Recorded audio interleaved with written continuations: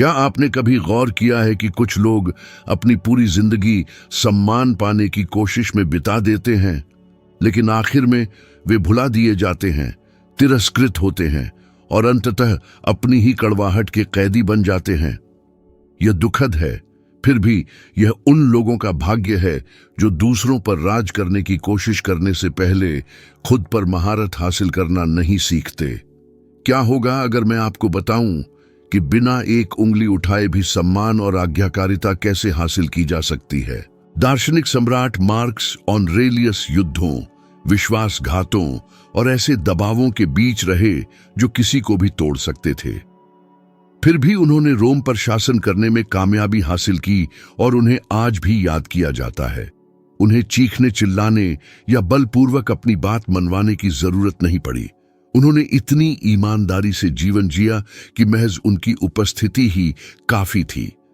इस चर्चा में आप जानेंगे कि कैसे इन्हीं सिद्धांतों को अपने जीवन में लागू किया जा सकता है, और जो ऐसा नहीं करते उन्हें आम भीड़ का एक चेहरा बन जाने, अनदेखा किए जाने, भुला दिए जाने और अपनी ही कमजोरियों के दलदल में धंसने का खतरा होता है। बिना बल प्रयोग के सम्मान प्राप्त करने का पहला कदम आत्मनियंत्रण में महारत हासिल करना है। मार्क्स ऑरेलियस अक्सर खुद को याद दिलाते थे कि आपकी शक्ति आपके मन पर है, बाहरी घटनाओं पर नहीं। ये महसूस करें और आपको ताकत मिलेगी। ये वाक्यांश भले ही सरल लगे, लेकिन इसमें एक शक्तिशाली सच्चाई छिपी है। कितनी बार ऐसा हुआ है कि आपने किसी ऐसी स्थिति पर नियंत्रण खो दिया है जो गहराई में आपके हाथ में नहीं थी। शायद ट्रैफिक में, जब किसी ने आपको अचानक रास्ता काट दिया हो। शायद घर पर, जब एक छोटी सी असहमति एक बड़ी लड़ाई में बदल गई हो। इन परिस्थितियों में आंतरिक नियंत्रण की कमी अंततः दूसरों की नजरों में आपके अधिकार को कम कर देती है, क्योंकि यह कमजोरी का एहसास कराता है। कल्पना कीजिए एक काम की मीटिंग की, जहां बॉस अपना आपा खो देता है, चीखता है और मेज पर मुक्का मारता है ताकि अपना दबदबा साबित कर सके। क्या होता है? हो सकता है कि उसी क्षण उसकी बात मान ली जाए, लेकिन उसका सम्मान नहीं किया जाएगा।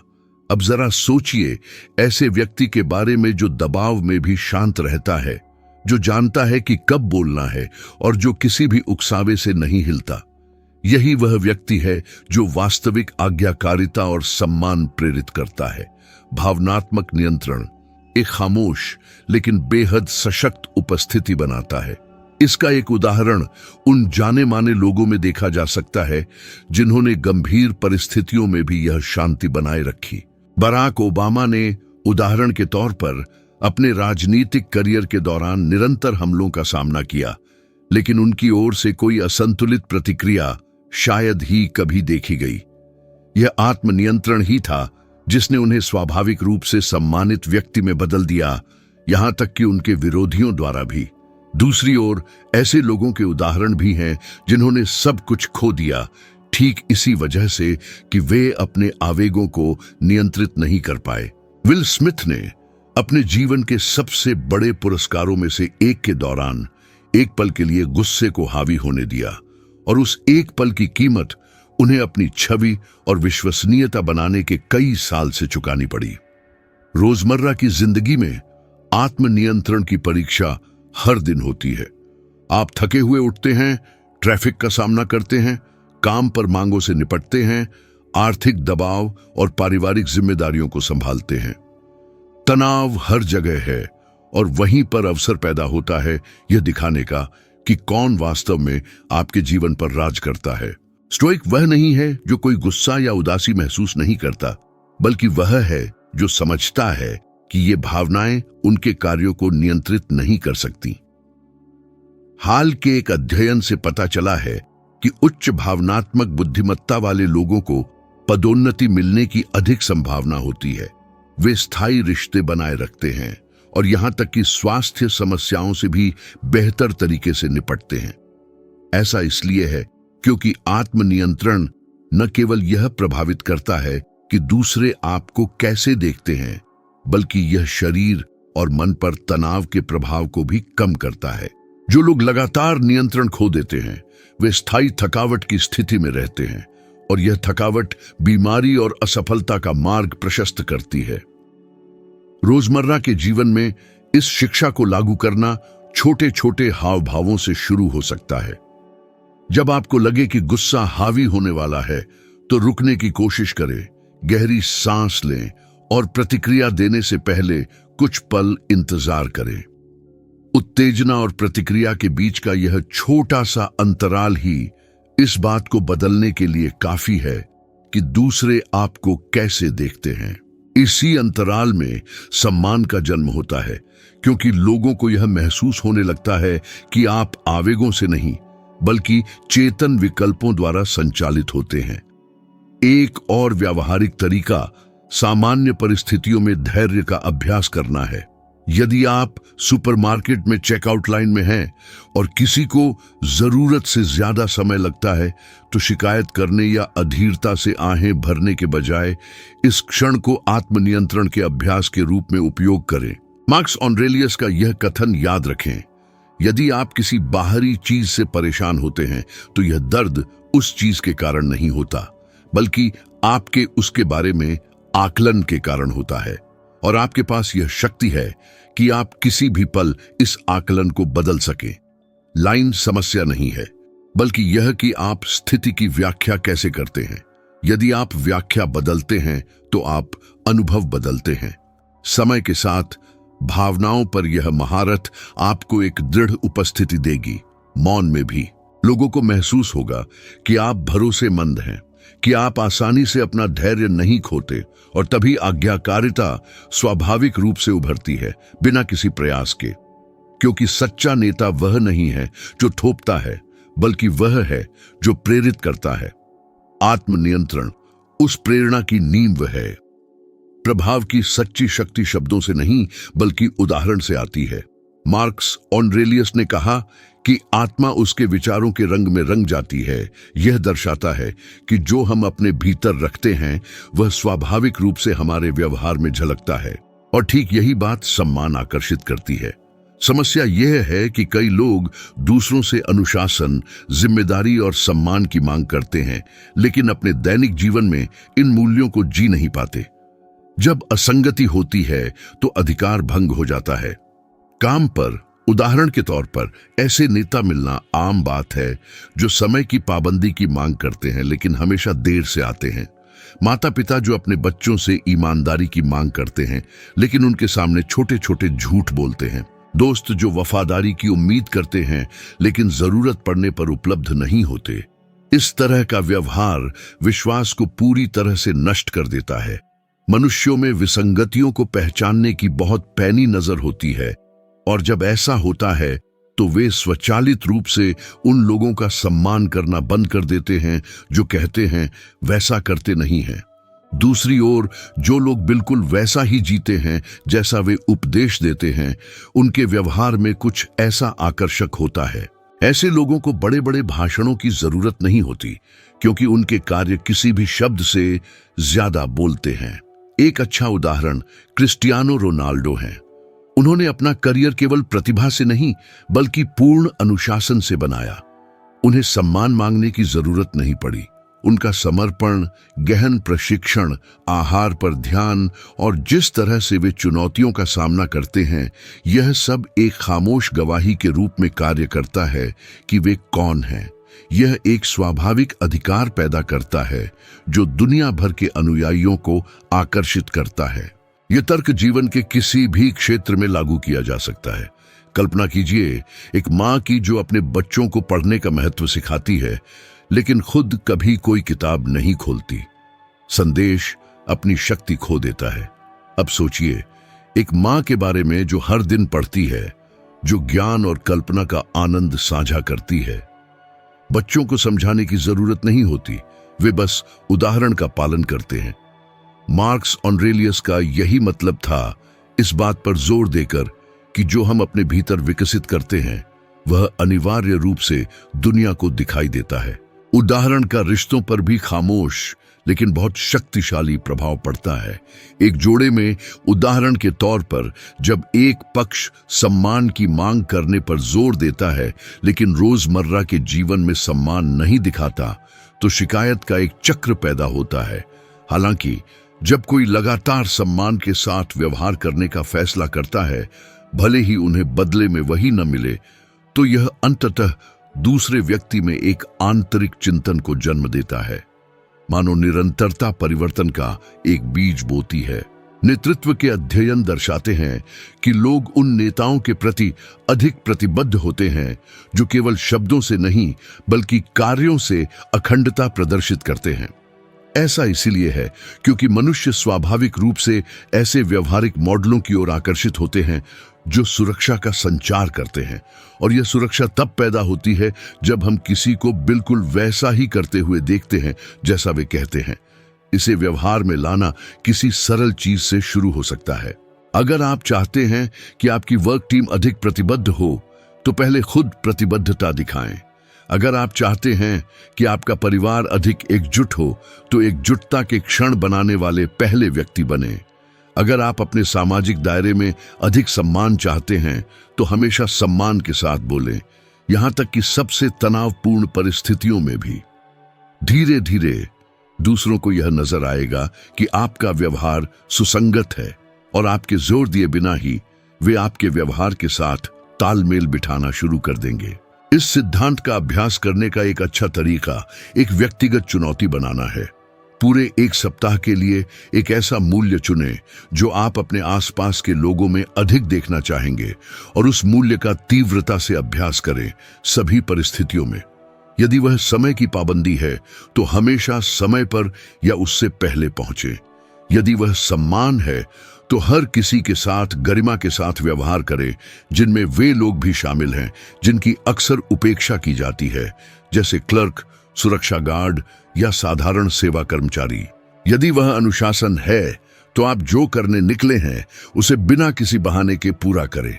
प्रभाव तत्काल नहीं होगा, लेकिन लोग आपके आचरण की निरंतरता को नोटिस करना शुरू कर देंगे, और धीरे धीरे यह निरंतरता सम्मान और यहां तक कि स्वतः स्फूर्त आज्ञाकारिता में बदल जाएगी।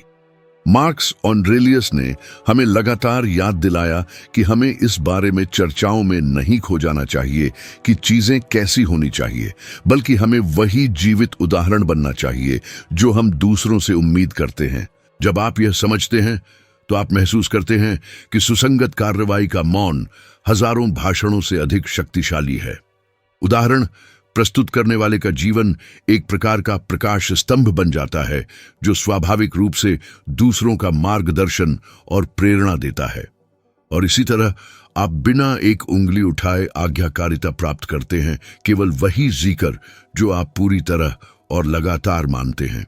एक बात है जो कई लोगों के जीवन को नष्ट कर देती है बिना उन्हें इसका एहसास हुए। जो उनकी पहुंच से परे है, उसे नियंत्रित करने का जुनून। मार्कस ऑरेलियस ने इस पर रोजाना चिंतन किया और खुद को याद दिलाया। एक अच्छे आदमी को कैसा होना चाहिए, इस पर बहस करने में और समय बर्बाद न करे, बस वह बन जाए। यह शिक्षा दर्शाती है कि उस चीज को बदलने की कोशिश में ऊर्जा खर्च करने का कोई मतलब नहीं है जो हमारे हाथ में नहीं है, या इस बात पर अंतहीन बहस करने में कि चीजें कैसी होनी चाहिए। सच्ची ताकत उसमें निहित है जो हम पर निर्भर करता है उस पर कार्य करने में। इन दिनों लोगों को चिंता में डूबे हुए देखना आम बात है, क्योंकि वे सब कुछ नियंत्रित करने का प्रयास करते हैं। वे नियंत्रित करना चाहते हैं कि दूसरे उनके बारे में क्या सोचते हैं। वे भविष्य को नियंत्रित करना चाहते हैं। वे अप्रत्याशित स्थितियों को नियंत्रित करना चाहते हैं। यह अथक पीछा निराशा की ओर ले जाता है, क्योंकि जीवन हमेशा अप्रत्याशित घटनाएं लेकर आएगा। कितनी बार ऐसा हुआ है कि आपने किसी चीज की बड़ी बारीकी से योजना बनाई हो, लेकिन सब कुछ आपकी उम्मीदों से बिल्कुल अलग निकला हो। कोई यात्रा रद्द हो गई हो, नौकरी का अवसर नहीं बन पाया हो, या कोई रिश्ता बिना किसी स्पष्टीकरण के खत्म हो गया हो। अगर आपकी शांति पूरी तरह से नियंत्रण पर निर्भर करती है, तो आप हमेशा निराशा के शिकार रहेंगे। इसका एक स्पष्ट उदाहरण कुछ सार्वजनिक हस्तियों में देखा जा सकता है, जिन्होंने अपनी छवि को अत्यधिक हद तक बदलने की कोशिश की। माइकल जैक्सन एक शानदार और बेहद पसंद किए जाने वाले कलाकार थे, लेकिन अपनी रंगत, निजी जीवन और दुनिया उन्हें कैसे देखती है, इस पर अंतहीन नियंत्रण की कोशिश में लगे रहने के कारण उन्होंने कुछ सम्मान और प्रशंसा खो दी। नियंत्रण की इस चरम कोशिश ने उन्हें लील लिया। इसके विपरीत कुछ ऐसे व्यक्तित्व भी हैं जिन्होंने अपनी सीमाओं को समझा और अपनी ऊर्जा को उन कामों में लगाया जो वे कर सकते थे। उदाहरण के लिए स्टीव जॉब्स अपनी सेहत को नियंत्रित नहीं कर सकते थे, लेकिन उन्होंने इस सीमा को स्वीकार किया और अपनी शक्ति उन उत्पादों और विचारों को बनाने में लगाई जिनसे दुनिया बदल गई। इस चुनाव ने उन्हें नवाचार और दूरदृष्टि का प्रतीक बना दिया। हमारी दिनचर्या में भी यह जुनून कई तरह से सामने आता है। एक छात्र जो रातों की नींद गंवा देता है क्योंकि वह उस परीक्षा के परिणाम के बारे में सोचना बंद नहीं कर पाता जो वह पहले ही दे चुका है, लेकिन जिसे अब वह बदल नहीं सकता। एक कर्मचारी जो सारा दिन परेशान रहता है क्योंकि उसे नौकरी से निकाले जाने का डर सताता है, भले ही वह अपना काम पूरी क्षमता से कर रहा हो। एक व्यक्ति जो भविष्य के हर विवरण की भविष्यवाणी करने की कोशिश में भावनात्मक रूप से खुद को बर्बाद कर लेता है, लेकिन वर्तमान में जीना भूल जाता है। यह दिखाता है कि अनियंत्रित चीजों के बारे में अत्यधिक चिंता हमारी उस ऊर्जा को चुरा लेती है जिसे हम रचनात्मक कार्यों में लगा सकते हैं। शोध से पता चलता है कि चिंता और अवसाद के अधिकांश मामले विचार मंथन रूमिनेशन से जुड़े हैं, यानी उन चीजों के बारे में बार बार सोचते रहने की आदत जिन्हें बदला नहीं जा सकता। दिमाग चिंता और डर का एक दुष्चक्र बनाता है और व्यक्ति पंगु हो जाता है। जो उसकी पहुंच में है उस पर भी कार्य करने में असमर्थ। यह ऐसा है जैसे आप किसी तेज धारा के विपरीत नाव चलाने की कोशिश कर रहे हों। आप जितनी अधिक शक्ति लगाते हैं उतना ही अधिक थका हुआ और निराश महसूस करते हैं, क्योंकि आप किसी ऐसी चीज से लड़ रहे हैं जो आप पर निर्भर नहीं करती। यहां स्टोइकवाद अनासक्तिवाद का व्यावहारिक अनुप्रयोग बहुत स्पष्ट है। यह समझना जरूरी है कि क्या नियंत्रित किया जा सकता है और क्या नहीं। उदाहरण के लिए, आप यह नियंत्रित नहीं करते कि कल बारिश होगी या नहीं, लेकिन आप यह नियंत्रित करते हैं कि आप छाता ले जाते हैं या नहीं। आप यह नियंत्रित नहीं करते कि कोई आपको पसंद करेगा या नहीं, लेकिन आप यह नियंत्रित करते हैं कि आप लोगों के साथ कैसा व्यवहार करते हैं। आप यह नियंत्रित नहीं करते कि अर्थव्यवस्था में बदलाव आएगा या नहीं, लेकिन आप अपनी अनुकूलन क्षमता को नियंत्रित करते हैं। यह समझ पूरी तरह से बदल देती है कि आप जीवन से कैसे निपटते हैं। रोजाना अभ्यास करने के लिए एक उपयोगी तरीका यह है कि आप कागज के एक टुकड़े पर अपने मन की सभी चिंताओं को लिखें, फिर उन्हें 2 स्तंभों में विभाजित करें। एक तरफ वे जिन पर आप कार्रवाई कर सकते हैं और दूसरी तरफ वे जो आपकी पहुंच से बाहर हैं। केवल पहले स्तंभ पर ध्यान केंद्रित करें। यह सरल आदत लाचारी की भावना को कम करती है और आपको इस बारे में स्पष्टता देती है कि अपनी ऊर्जा कहां खर्च करना वास्तव में सार्थक है। समय के साथ आपको एहसास होगा कि आपकी अधिकांश पीड़ा उन चीजों को नियंत्रित करने की कोशिश से आई है जो कभी आपके हाथ में थी ही नहीं। मार्कस ऑरेलियस इसे किसी और से बेहतर समझते थे। सम्राट के रूप में उन्हें ऐसे युद्धों, धोखे और बीमारियों का सामना करना पड़ा जिन्होंने साम्राज्य को तबाह कर दिया। वह उन सभी को नियंत्रित नहीं कर सकते थे, लेकिन वह कठिनाइयों का सामना करते हुए अपने दृष्टिकोण को नियंत्रित कर सकते थे। और यही दृष्टिकोण था जिसने उन्हें इतिहास के महान नेताओं में से एक के रूप में याद किया। उन्होंने जीवन को नियंत्रित करने की कोशिश नहीं की, बल्कि उसके सामने खुद को नियंत्रित करने की कोशिश की। जब आप इस शिक्षा को लागू करना शुरू करते हैं तो चिंता कम हो जाती है, स्पष्टता बढ़ जाती है और लोग आप में एक दुर्लभ शांति को महसूस करने लगते हैं। और यह शांति अधिकार का एक शक्तिशाली रूप बन जाती है, क्योंकि यह विचार व्यक्त करती है कि आप ऐसे व्यक्ति हैं जो उन चीजों से विचलित नहीं होते जिन्हें बदला नहीं जा सकता, बल्कि हमेशा वही कार्य करने के लिए तैयार रहते हैं जहां यह वास्तव में मायने रखता है। यह किसी भी भाषण से कहीं अधिक आज्ञाकारिता और सम्मान को प्रेरित करता है। सच्चा सम्मान अलग थलग कार्यों से नहीं, बल्कि निरंतरता से पैदा होता है। मार्कस ऑरेलियस इसे समझते थे और अपने सिद्धांतों के अनुसार जीते थे, भले ही जीवन उन्हें दर्द, दबाव और अनिश्चितताएं देता था। उनका मानना था कि सच्ची महानता अलग थलग कृत्यों में नहीं है, बल्कि जो सही है उसकी दैनिक पुनरावृत्ति में है। उन्होंने लिखा, आपके जीवन की खुशी आपके विचारों की गुणवत्ता पर निर्भर करती है, और इसका मतलब है कि यह वह नहीं है जो हम एक ही बार करते हैं जो हमें परिभाषित करता है, बल्कि वह है जिसे हम हर दिन विकसित करने का फैसला करते हैं। निरंतरता की कमी सबसे बड़े कारणों में से एक है कि इतने सारे लोग अपने जीवन में अधिकार क्यों प्राप्त नहीं करते। ऐसे व्यक्ति के बारे में सोचिए जो सोमवार को अनुशासित रहने का फैसला करता है लेकिन मंगलवार को सब कुछ छोड़ देता है, जो बदलाव का वादा करता है लेकिन एक सप्ताह से अधिक समय तक उस वादे को निभा नहीं पाता। बाहर से देखने वाले इस अस्थिरता को तुरंत भांप लेते हैं और भरोसा करने का कोई कारण नहीं देखते। बिना भरोसे के सम्मान नहीं होता। यही कारण है कि कई सार्वजनिक हस्तियों ने अपनी विश्वसनीयता खो दी है। उदाहरण के लिए ब्रिटनी स्पीयर्स ने सफलता के शिखर को छुआ, लेकिन उनके निजी और व्यावसायिक जीवन में लगातार अस्थिरता ने उनकी बनाई हुई छवि को धूमिल कर दिया। अब कियानू रीव्स जैसे विपरीत मामले को देखें। उन्हें केवल सिनेमा में उनकी भूमिकाओं के लिए ही नहीं, बल्कि कैमरे के सामने और पीछे दोनों जगह वही सरल, विनम्र और शालीन व्यक्ति बने रहने की उनकी निरंतरता के लिए भी सम्मान दिया जाता है। उन्हें एक कृत्रिम छवि बनाने की जरूरत नहीं पड़ी, उन्हें दिखावे के लिए जीने की जरूरत नहीं पड़ी। वह बस अपने होने में दृढ़ रहे। इस प्रकार की सुसंगति इतना बड़ा विश्वास पैदा करती है कि वह प्रशंसा में बदल जाती है। यह ऐसा है जैसे लोग कह रहे हों, मुझे ठीक ठीक पता है कि इस व्यक्ति से क्या उम्मीद करनी है और इसीलिए मैं उनका सम्मान करता हूं। सामान्य जीवन में निरंतरता किसी भी ठोस रिश्ते का आधार भी है। कल्पना कीजिए कि एक पिता जो एक दिन खुद को उपस्थित, स्नेही और चौकस दिखाता है, लेकिन अगले सप्ताह भावनात्मक रूप से गायब हो जाता है, अपने वादों को नहीं निभाता और अपने बच्चों को दूसरे स्थान पर रखता है। यह उतार चढ़ाव असुरक्षा पैदा करता है और सम्मान को दूर करता है।